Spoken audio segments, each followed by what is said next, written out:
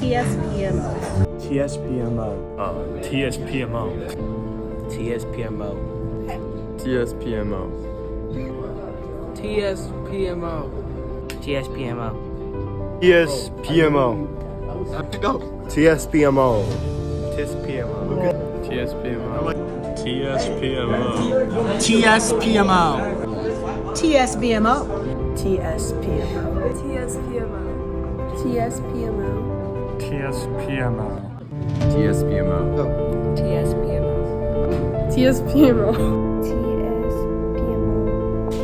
TSPMO. TSPMO.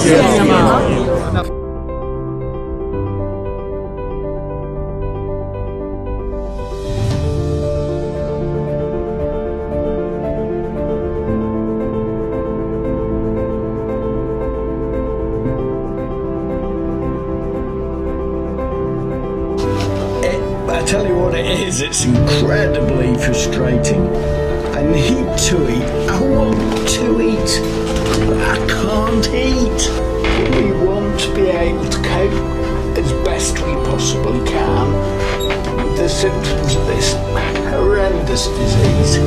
It's brought upon us, and the sooner we can find a cure, the better. What happens when an incurable optimist confronts an incurable disease? A question worth pondering with Michael J. Fox. Do you remember the first time you were in New York City? I can see you. I can see you. I do that. 8.5 million people are affected by this horrible disease and struggle to go through their daily life. Although the challenges of this disease are rough, these people have managed to overcome these hurdles and even become celebrities like Michael J. Fox. Greetings, YN, young scientist. Today we will talk about the tragic genetic disorder of Parkinson's disease. Our company, Trustful Service of Parkinson's Moral Office, TSPMO for short, is a group made to raise awareness for this horrible disease that affects over 8.5 million people. My name is Juan, and I'm here to tell you about the biology of Parkinson's disease. Parkinson's disease is a chronic, progressive, neurological disease mostly happens in later life due to the linkage in the decreased dopamine production. This disease is made by a cause of loss of brain cells that produce dopamine. There are no main causes that lead to this disease. There are small, little known amount of factors like genetics, which increases the risk of getting the disease, environmental factors like toxins, pesticides, oxidative stress, and age. The drastic effects of Parkinson's disease is involuntary shaking, slowness of movements, stiffness, difficulty with balance and coordination, poor posture, cognitive problems, sleep disturbances, depression and anxiety, hallucination and delusions, autonomic dysfunctions, difficulty swallowing, and dizziness. But there are still many more effects that these people have to struggle with daily. Hello, I am Lucas, and I'm going to tell you about the genetics of Parkinson's disease. Not much is known about exactly what causes Parkinson's disease. However, scientists believe a combination of genetic and environmental factors determine if or when a person develops a disease. This complex reaction between genetic or environmental factors is what can give a person Parkinson's disease. Almost 90% of people with this disease have no known genetic variant contributing to it. This means it is unlikely that a parent will pass on a genetic risk for Parkinson's to their children through DNA. However, a study by the Parkinson's Foundation found that about 13% of people with Parkinson's disease have a genetic link to the disorder. Changes in the DNA code of certain genes, known as genetic mutations, are inherited or passed down from generation to generation. Family-linked cases can result from genetic mutations in a group of genes. In the SNCA gene, PINK1 mutation and PARK7 mutation occur in early-onset Parkinson's disease.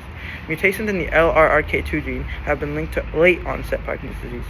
If the LRRK2 or SNCA genes are involved, Parkinson's is likely to be inherited from just one parent. That's called an autosomal dominant pattern, which is when you only need one copy of a gene to be altered for the disorder to occur. If the PARK2, PARK7, or PINK1 gene is involved, it's typically in an autosomal recessive pattern, which is when you need two copies of the gene to be altered for the disorder to occur. That means that two copies of the gene in each cell have been altered. This means that both the mother and father What's that? What's a father? have to be genetic carriers of this disease. Hello, my name is Grayson, and I'm going to tell you about the treatment and diagnosis of Parkinson's disease. Parkinson's disease can impact movement, coordination, as well as tremor, stiffness, slow movement, and even changes in posture and balance are some symptoms of people with Parkinson's disease they might experience, and how doctors might tell if someone has it. Now, how do doctors diagnose Parkinson's? It often starts with a thorough medical history and physical exam. Physicians might check for those classic symptoms like resting tremors or rigidity. There is no specific test to definitely diagnose Parkinson's disease, but sometimes doctors use imaging tests like MRIs or CT scans that allow them to rule out other conditions that might cause similar symptoms. Well, it's not all bad news. There are treatments available, and it can significantly help manage symptoms, as medications are the frontline treatment for most people. The most common medication is Levodopa, which the brain converts to dopamine, which can help improve movement and reduce symptoms, but it's not a cure. In addition to medications, many people benefit from physical therapy, which can improve mobility and balance. Occupational therapy is also useful in helping people with daily tasks, making life a little easier. And of course, support groups can provide emotional and physical health connection. People facing similar challenges for some surgery might be an option. Deep brain stimulation is a procedure that can help reduce symptoms by sending electrical impulses to certain areas of the brain. It's not for everyone, but it can be life-changing for more individuals. Overall, living with Parkinson's disease can be tough, but with strategies and processes, many people lead fulfilling lives.